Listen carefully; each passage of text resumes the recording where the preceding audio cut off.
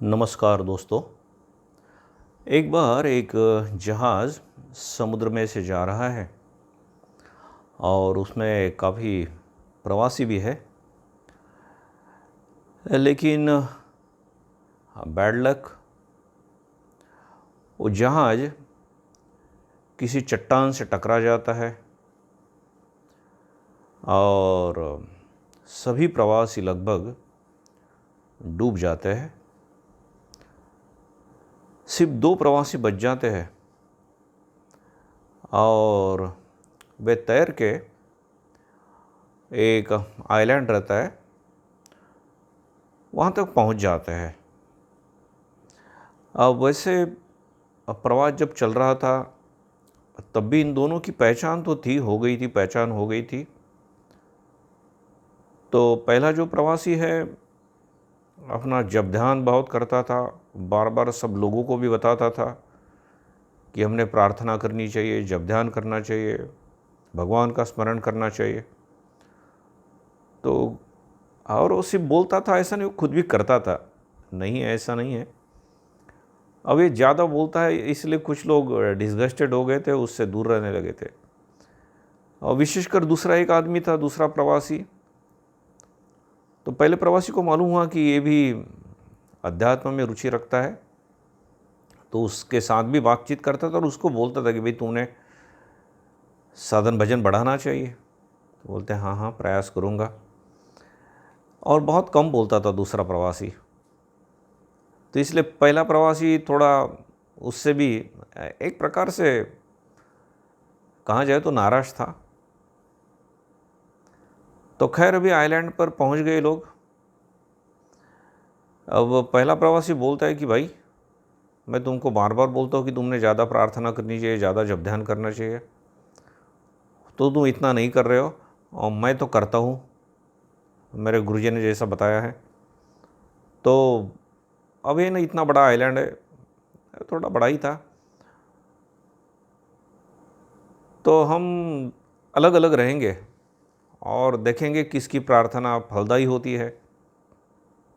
तो ये दूसरा प्रवासी बड़ा बड़ा ही शांत था। बोले भाई ठीक है। तो दूर रहते हैं थोड़ा, तो अभी खाने के लिए वहाँ कुछ नहीं है। तो पहला प्रवासी प्रार्थना करता है कि मुझे कुछ खाने को मिल जाए। और सचमुच में उसे कुछ पेड़ मिल जाते उस हिस्से में कि जहाँ स्वादिष्ट फल है, तो वो खाता है। और यहाँ तो बेचारा, इसको कुछ नहीं है। तो शायद दिन में 1-2 बार चक्कर लगा लेते और देख लेते कि क्या कैसा चल रहा है इसका। तो बोलता है देखो इसको नहीं मिले फल वगैरह, लेकिन मैं नहीं दूंगा, मेरी मेहनत के फल, मेरी मेहनत का फल है। खैर फिर वो उसको लगता है कि भाई अभी यहाँ कितने दिन रुकना पड़ेगा मालूम नहीं। तो बोले थोड़ा एक अच्छी सी रहने की व्यवस्था हो जाए मेरी।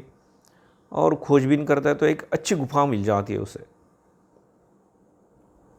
तो बोले भगवान सचमुच में प्रार्थना का जवाब देते हैं।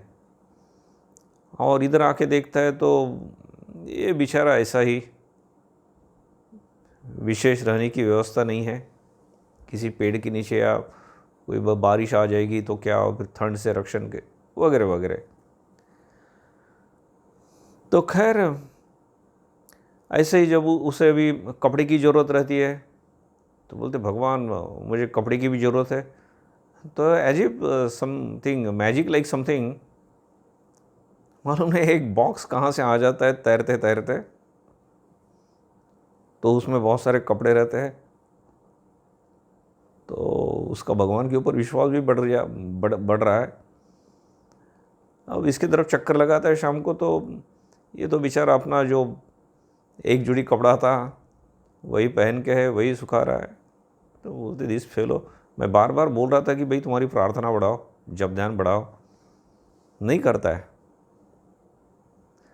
खैर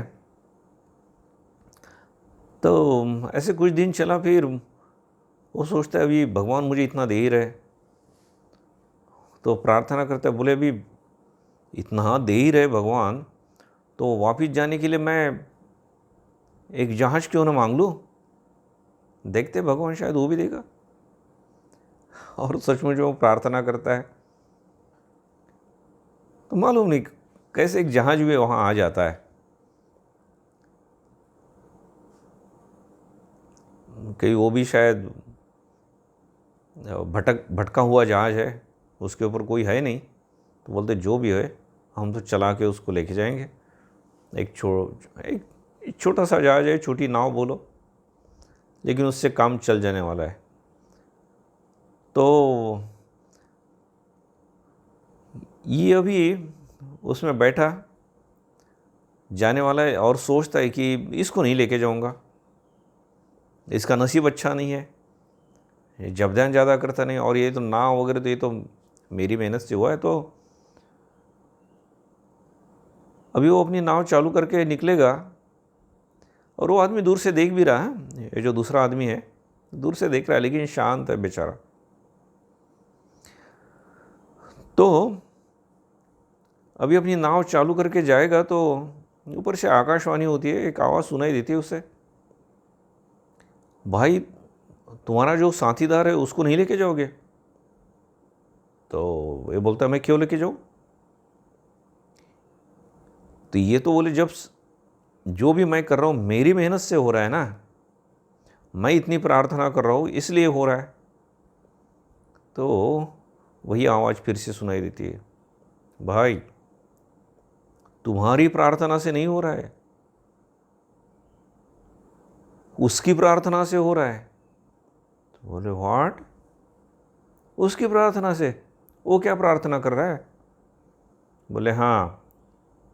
बोले वो एक ही प्रार्थना कर रहा था अभी तक, और उसकी वजह से तुमको सब मिल रहा था। बोले क्या प्रार्थना करता था वो बोलता था, बोले कि वो जो मेरा दोस्त है वो जो भी प्रार्थना करे भगवान, उसकी सब प्रार्थना का तुम जवाब देना, उसकी सब प्रार्थना सब इच्छाएं उसकी पूर्ण करना। तो वो बोले बहुत उच्च किस्म का आदमी है, उसकी आध्यात्मिकता बहुत है, और इसलिए उसकी प्रार्थना की वजह से तुम्हें मिल रहा है। तो ये आदमी तो चौंक जाता है। तो दोस्तों, इससे हमें एक सीख मिलती है कि हमारे जीवन में जो कुछ होता है ना अच्छा, हर समय ये मत सोचना कि हमारी ही मेहनत की वजह से हो रहा है, हमारी आध्यात्मिकता से की वजह से हो रहा है, हमारी प्रार्थना की वजह से हो रहा है। होगा, आप प्रार्थना करेंगे, जब ध्यान करेंगे, मेहनत करेंगे, तो उसका कुछ न कुछ फल तो मिलेगा ही, इसमें कोई दो राय नहीं है। But at the same time हो सकता है कोई आपके लिए प्रार्थना कर रहा होगा, हो सकता है कोई एखादे संत महात्मा हो, आपके माताजी पिताजी हो, या आपकी बेटी भी हो, आपका बेटा हो, कोई भी, तो उनकी वजह से भी आपका कल्याण हो रहा है, ऐसा भी हो सकता है। तो इसलिए हमने अहंकार में नहीं रहना चाहिए, नम्रता रखनी चाहिए, और हमारा आध्यात्मिक जीवन, अच्छे कर्म हमने करते ही रहने चाहिए, और दूसरों को भी जहाँ तक हो सके मदद करनी चाहिए, दूसरों के लिए भी प्रार्थना करनी चाहिए। क्योंकि स्वामी विवेकानंद बोलते हैं, आप जो भी विचार छोड़ते हैं कंपाउंड इंटरेस्ट के साथ आपके पास वापस आते हैं। तो दोस्तों, ये वीडियो अगर आपको अच्छा लगता है तो इसको लाइक करें, सब्सक्राइब करें, दूसरों के साथ शेयर करें, जिससे दूसरे लोग भी लाभान्वित हो। और मैं आप सब लोगों के लिए प्रार्थना करता हूँ। धन्यवाद।